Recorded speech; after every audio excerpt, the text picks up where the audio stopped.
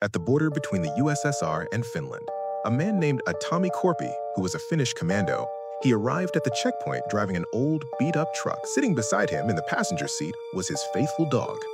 As Atami pulled up to the border crossing, a Soviet sentry approached the truck and asked to see his papers and documents. The soldier took his passport and identification papers and began flipping through them carefully, checking each page with suspicious eyes. After what felt like an eternity, the sentry finally handed the documents back to Atami and gave him permission to cross. Things had changed dramatically since Atami had last been in this region. The borders between countries had been redrawn after the war, and nothing was quite the same as he remembered. As he drove deeper into Soviet territory, Atami finally arrived at the place where he used to live with his family. With a heavy heart full of dread and sorrow, Atami slowly approached his old house. In one of the rooms, he spotted a family photograph sitting on a dusty shelf. Meanwhile, in Siberia, in a harsh military prison in that cold, unforgiving region, a soldier named Yegor was being pulled out of his jail cell by guards. Yegor had a reputation for being completely merciless, someone who could kill without feeling any remorse or guilt whatsoever. When questioned about what he had done, Yegor admitted to the killings without flinching or showing any emotion at all. The guard filled Yegor in on recent developments. He told him about a man named Atami who had become something of a legend, a ghost story that soldiers whispered about in fear. Atami had single-handedly wiped out more than 300 Soviet soldiers in his quest for revenge. He was on a one-man mission to get payback for his murdered family, the family Yegor had slaughtered years back. The officer explained that word had come through military intelligence that Atami had entered the Soviet Union approximately 10 hours ago. This meant that Yegor now had a new mission. He had to track down Atami and kill him before he could cause any more damage or kill any more Soviet soldiers. If Yegor could successfully eliminate Atami, he would be handsomely rewarded and could return home a wealthy man. Now Atami decided that he would dismantle his property. He could use the woods to build something new. By late afternoon, Atami had finished gathering all the wood he needed and had piled it carefully in the back of his truck. He bundled the wood together securely so it wouldn't fall out during the journey. Before leaving, Atami took one last look at his old home and then set fire to whatever remained of the structure. He watched its flames consume the house where he had once been happy, destroying the last physical remnants of his former life, and began the journey back toward Finland, toward a place where he might finally find some peace. Tommy was driving along a lonely road when suddenly a military jeep pulled him over. Two Soviet soldiers stepped out of the jeep and approached Atami's truck. But then, Atami noticed something that made his blood run cold. There was another vehicle waiting just behind the jeep. This was clearly a coordinated ambush. One of the soldiers walked up to Atami's window and demanded to see his passport. The soldier took it along and walked back toward the rear vehicle.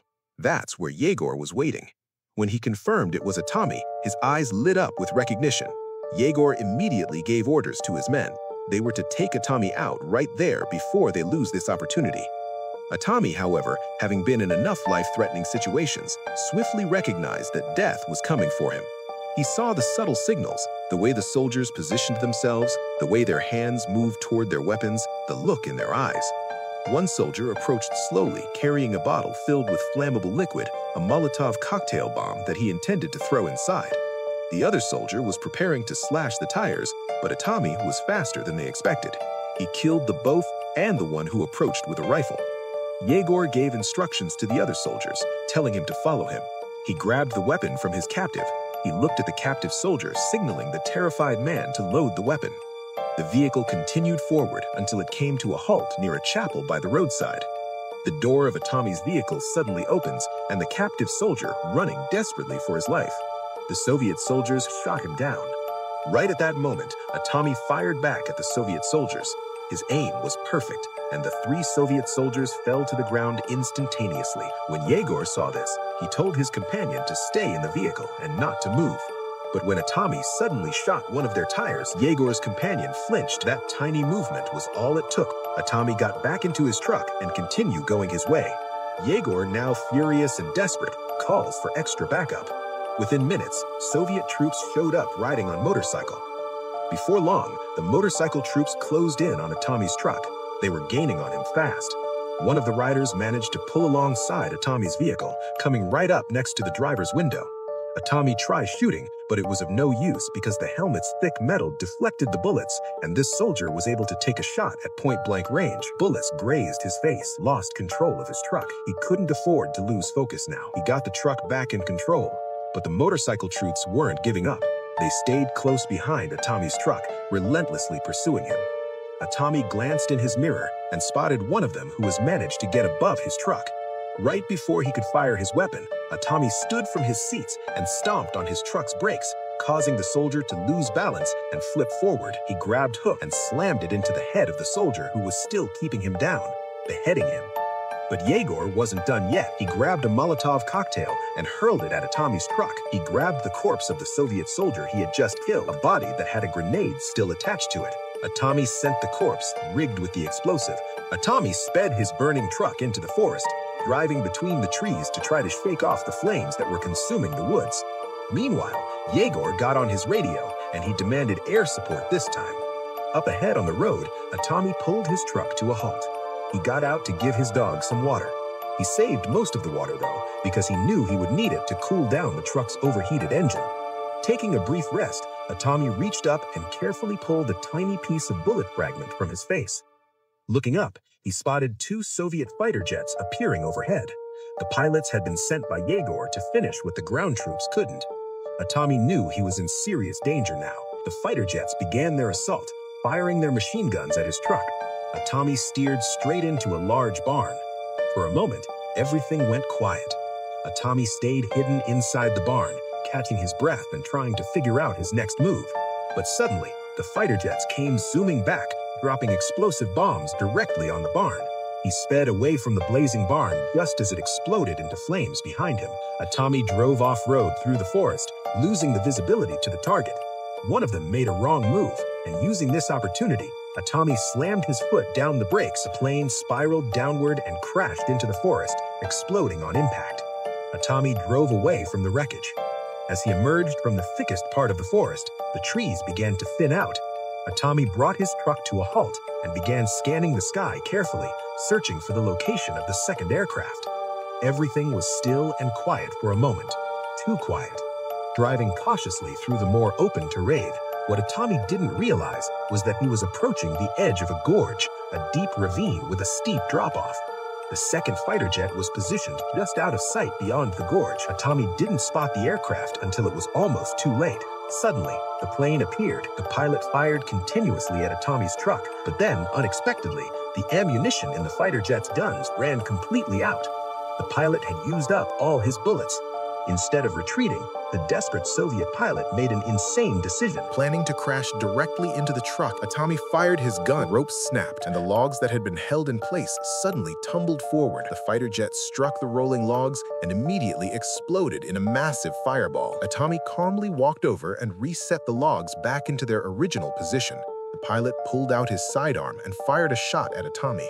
But Atami simply walked away from the shooter like it was nothing. They had heard a sound, something that made the pilot confident that Atami was finished. It seemed like yet another aircraft was coming, closing in on their position. A new fighter jet released its payload of explosives.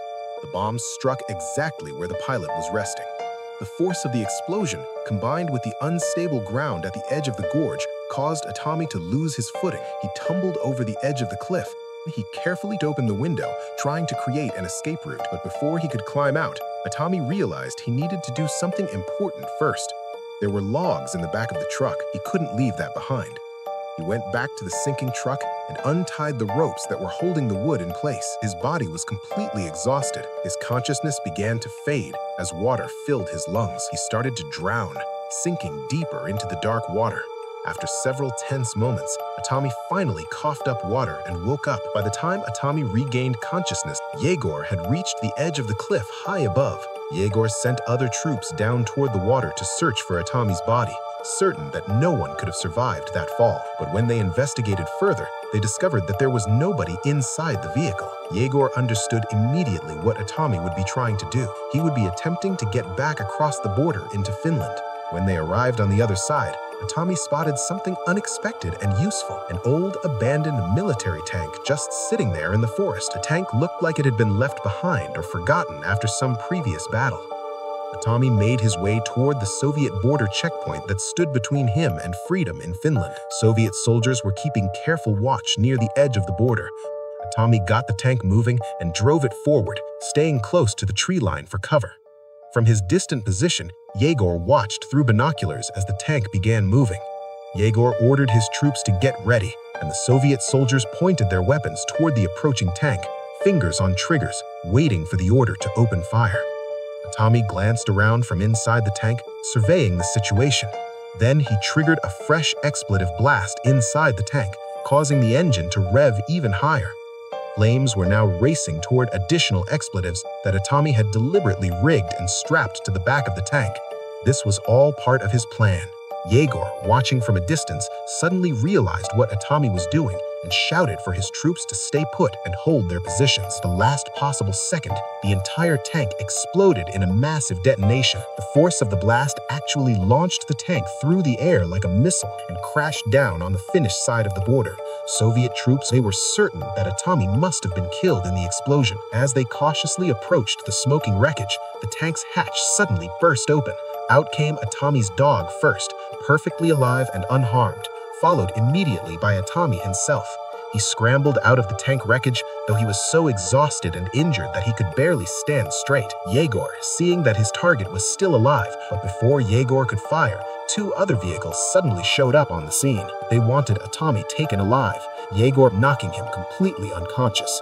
Atami next woke up inside a jail room back on Soviet territory. Someone was beating him with a burning whip or lash, torturing him methodically.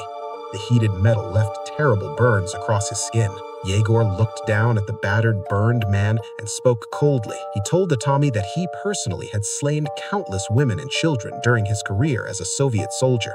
He explained that he couldn't recall a single face of any of the people he had murdered, that there was just one face he could remember clearly. A little kid. Yegor described how the boy had fought back incredibly hard, trying to shield and protect the other members of the family. He even grabbed a knife and nearly managed to take out Yegor's eye in the struggle. This ignites something primal within Atami. Hearing the truth directly from his family's murderer fills him with a rage so profound that it transcends his physical constraints. Atami shatters his bonds and breaks free from captivity. He recovers his cherished knife and begins a merciless advance through the train cars toward the locomotive at the front. What follows is a blood-soaked rampage as Atami carves his way through carriage after carriage. Soviet soldiers attempt to stop him in the cramped confines of the train, but the narrow corridors only amplify Atami's tactical advantage. Each compartment becomes a killing ground. Meanwhile, at the front of the train, Yegor executes his own treacherous plan. Having grown disillusioned with the Soviet system, or perhaps simply seeking to save himself, he coldly murders his own KGB handlers in a shocking act of betrayal. His intention is clear: disconnect the locomotive section from the rest of the train and escape with the front cars. As Atami continues his relentless push forward, he makes a startling discovery: a fully functional ballistic missile. Most men would be intimidated by such a weapon, but Atami sees only an opportunity. The attached train cars shake violently as Atami rockets through them, using the missile's thrust to rapidly close the distance between himself and Yegor's escaping locomotive. When Atami finally reaches the front section where Yegor has taken refuge, the two mortal enemies come face to face for their ultimate confrontation. The fight that erupts is savage and personal, combining hand-to-hand combat with the chaotic environment of a speeding train. For a moment, it appears that Yegor will succeed in killing the man whose family he destroyed, completing his cycle of atrocity. But Atami, drawing on reserves of strength that defy human limitation, refuses to fall. He reaches for the missile that brought him here. With tremendous effort, Atami detaches the missile from its moorings, while its engines continue to burn, aiming it directly at Yegor. Before the Soviet officer can react or escape, Atami launches the missile, and the ballistic weapon slams into Yegor with the force of a meteorite. The impact is catastrophic and absolute. With Yegor dead and his mission of vengeance finally complete, Atami takes stock of his situation. He discovers that among the train's cargo is his own confiscated property, the materials and belongings from his destroyed home that the Soviets had seized. He loads what remains of his homestead onto the freight cars. He crosses back into his homeland, unimpeded. Back on Finnish soil, Atami returns to the site where his home once stood. He begins the painstaking work of reconstruction, piecing together a new home from the salvaged materials he brought back on the train. As he works in solitude, Atami notices several Finnish men approaching across the landscape. These are locals, fellow countrymen who have heard of what transpired, of the impossible vengeance this lone man wreaked against the Soviet military machine. The men offer their assistance in rebuilding Tommy's home, understanding, without needing explanation, what this place means to him.